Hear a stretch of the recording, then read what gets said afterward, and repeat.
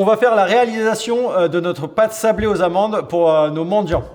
Donc pour ceci, il nous faut du beurre, de la farine, de la poudre d'amande, des œufs, du sucre glace, de la poudre levante et du sel.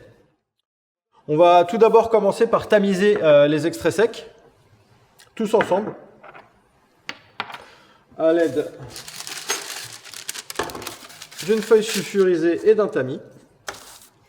On va commencer par mettre la farine.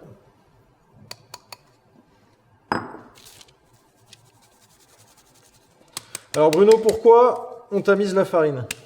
Alors, on tamise la farine tout simplement parce que quand on entrepose notre farine à la maison, elle peut prendre un petit peu l'humidité et peut y avoir la farine qui s'amalgame un petit peu. Donc déjà, ça va retirer un petit peu ce problème-là. Et puis, ça permet d'aérer la farine pour que le mélange soit plus homogène dans notre batteur. Alors moi, j'ai tamisé la farine, la poudre d'amande, la poudre levante et le sucre glace ensemble. Voilà, alors on n'hésite pas hein, sur le sucre glace, il y a toujours des petits grains qui se forment comme ça, donc on n'hésite pas à mettre un petit coup de main dedans pour pouvoir éclater hein, ces petits grains. Ça nous permettra d'avoir un meilleur mélange. Hop, une fois que on a tamisé nos extraits secs, on vient directement les mettre dans la cuve du batteur et à l'aide d'une feuille, on va pouvoir réaliser notre mélange. Sans oublier d'y mettre le beurre pour faire un sablage. Alors le sablage, c'est quoi? C'est l'incorporation du beurre dans la farine. D'accord? Donc en fait, il faut faire un mélange sans trop appuyer pour que la matière grasse se mélange parfaitement avec la farine, et, ce qui va représenter un peu comme du sable. Ça ressemble à du sable. Voilà, et en fait après on va pouvoir ajouter dedans nos œufs et notre sel. Ce qui est important dans le sablage aussi, ce qu'il faut retenir, c'est que on utilise de la farine dans cette recette. La farine contient un élément qui s'appelle le gluten. Et le gluten, il faut l'isoler au maximum. Et on utilise le beurre justement pour enrober un petit peu ces particules de gluten, pour éviter que quand on va mettre l'humidité, l'hydratation par l'intermédiaire des œufs tout à l'heure dans notre recette, eh ben, que la pâte s'étire de trop et donc du coup se rétracte de trop après à la cuisson. Donc on va mettre le robot en route. Voilà, et pendant que le robot tourne, moi je vais ajouter mon sel directement dans mes œufs et je vais le mélanger. Ça va permettre de le dissoudre correctement et que quand on va l'incorporer en fait dans notre pâte, que la répartition du sel soit parfaitement faite à l'intérieur.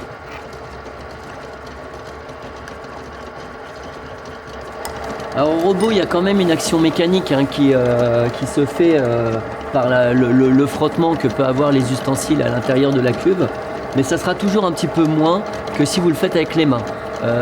Si vous le faites avec les mains, cette recette peut être réalisée également avec les mains, mais dans ce cas, il faut faire très attention à la chaleur des mains qui peut provoquer un petit désagrément sur la consistance de votre pâte à la fin. Donc là, nous sommes en train de tourner le robot à mi-vitesse, hein, on est sur une variation de 10, on est sur 5. Et là, on va arrêter une première fois pour vous montrer un petit peu ce qui se passe. Voilà, donc là, hein, dans la cuve du robot, qu'est-ce que l'on a? Bon, on a la farine, le sucre, hein, la poudre d'amande, et on a encore des gros morceaux de beurre qui sont présents dans notre mélange. Donc à ce stade, le sablage n'est pas complètement réalisé. Donc nous allons retourner au robot pour obtenir quelque chose d'homogène. Voilà, alors ça prend un peu de temps, mais contrairement à la main, c'est quand même bien plus rapide de le faire au robot. Après, on peut mettre un petit peu plus vite, hein, ça ne changera pas beaucoup, surtout sur une action mécanique comme avec le robot, et ça vous permettra d'aller plus vite.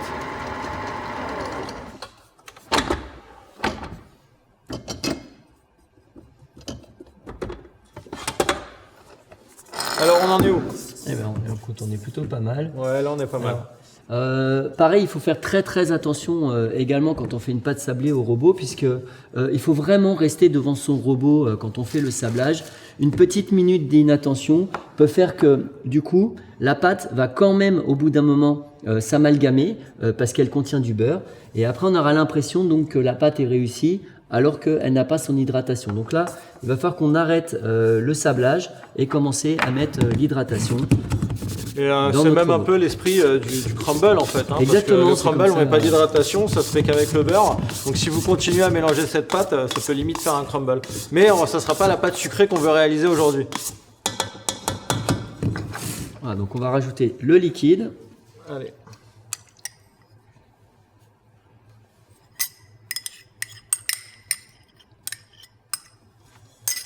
Ici.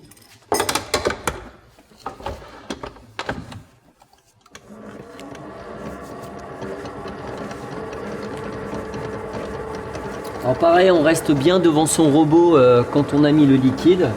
Et on va attendre tout simplement que la pâte s'amalgame autour de la feuille.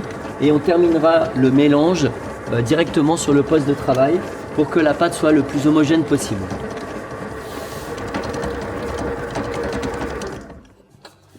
Sur ce genre de pâte, on évite de mélanger trop longtemps, tout simplement pour que la pâte reste très friable. Hein. Merci Bruno. Alors là, on va récupérer la pâte et on va finir le mélange à la main, comme sur tous les petits mélanges comme ça, pour éviter de donner trop de corps et trop de force à notre pâte, qu'elle ne devienne pas trop élastique. Du coup, hop, on récupère un maximum de matière sur nos ustensiles. Et je vais récupérer à la corne toute la pâte. Hop.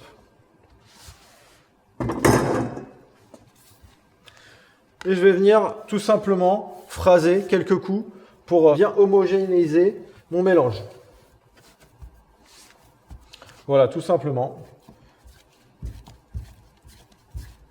Ma pâte est faite. Maintenant, ce qu'on va faire, c'est qu'on va l'abaisser un maximum pour pouvoir la mettre au frigo et qu'elle soit utilisable le plus rapidement possible. Pour ça, on va bien la mettre au carré. On fleure un tout petit peu. Et on va pouvoir s'aider d'un rouleau.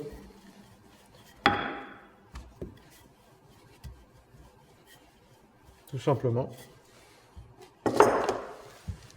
Alors c'est une pâte sablée, hein, donc la différence qu'il y a entre une pâte sucrée et une pâte sablée, c'est l'ajout justement de cette poudre levante que l'on a mis dans la recette, qui va faire que notre pâte va légèrement gonfler sous l'action de la chaleur au four. Petite précaution pour les pâtes à base de poudre levante comme celle d'aujourd'hui. Surtout ne pas la laisser au réfrigérateur trop longtemps. À partir de 24 heures, la durée de vie de la poudre levante s'amenuise et si vous laissez votre pâte trop longtemps dans votre réfrigérateur, elle ne lèvera plus et l'action de la poudre levante, il n'y en aura plus. Donc pensez, si vous faites des recettes comme celle-ci, de stocker vos sablés que vous aurez détaillés plutôt au congélateur que de le stocker dans votre frigo. Voilà, alors là, la petite technique pour avoir quelque chose de bien carré, c'est de filmer et hop, avec un rouleau, on vient appuyer sur la surface et ça nous permet d'avoir quelque chose de bien net qu'on va pouvoir stocker au réfrigérateur.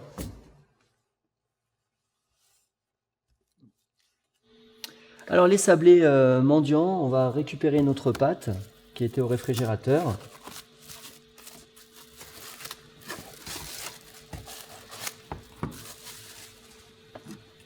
Nous allons l'utiliser à l'aide d'un petit peu de farine.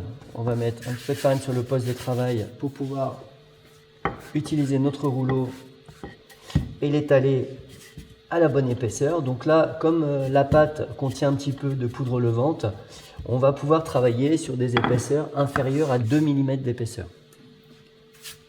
Bon, surtout ne pas oublier de mettre de la farine au-dessus et en dessous pour éviter que la pâte ne colle au poste du travail.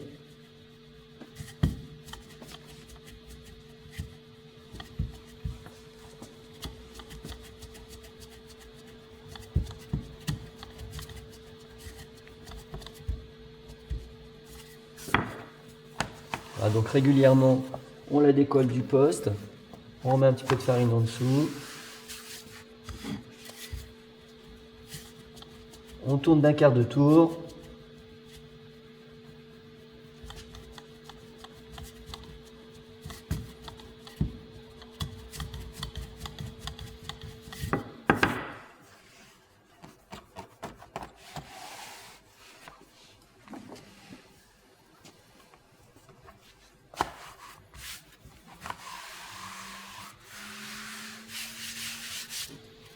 On va égaliser maintenant le dessus.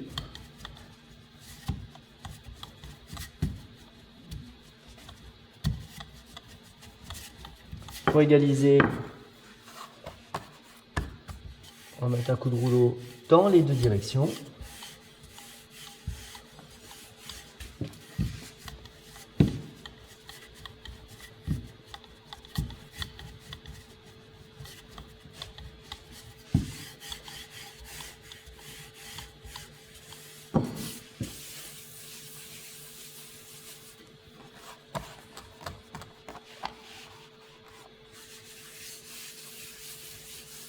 Voilà.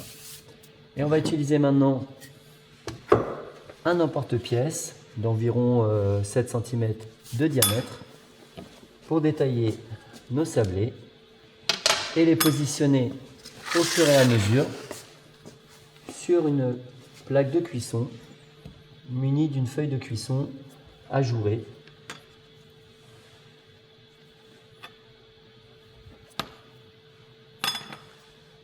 On va positionner 8.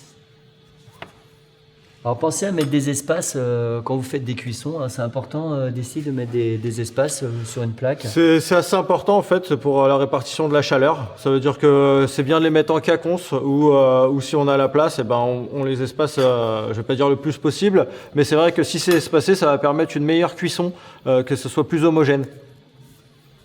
Voilà, donc du coup on va faire une petite quinconce. Donc la quinconce, ça veut dire de mettre 2 sablés ici et de mettre un sablé au centre.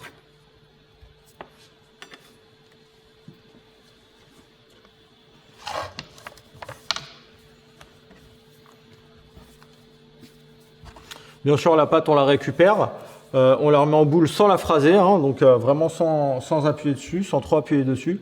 On la garde et puis on peut la stocker au réfrigérateur et la garder pour le lendemain ou refaire tout de suite une abaisse pour refaire des biscuits. Ah, donc une fois qu'on a mis les sablés, que nous les avons détaillés et que nous les avons mis sur plaque, on peut leur laisser un petit refroidissement de 5-10 minutes au réfrigérateur pour éviter justement que ça se rétracte de trop à la cuisson. Et la cuisson va se réaliser dans un four ventilé, 160-170 degrés à peu près, pour une durée environ de 15-20 minutes. Alors on va procéder maintenant à la cuisson de nos sablés. Donc on va récupérer une autre feuille de cuisson perforée sur le dessus. Et nous allons les mettre dans un four à 160 degrés, chaleur tournante. Alors nous allons vérifier la cuisson des sablés. Alors les sablés, il faut qu'il y ait vraiment une belle coloration, hein. On va vérifier ça tout de suite. Écoute, je pense qu'on est bien là. Ouais, super. T'en penses? Impeccable. Voilà. Une couleur blonde, un peu dorée. Donc on va les laisser maintenant refroidir pour les terminer avec notre chocolat et nos fruits secs dessus.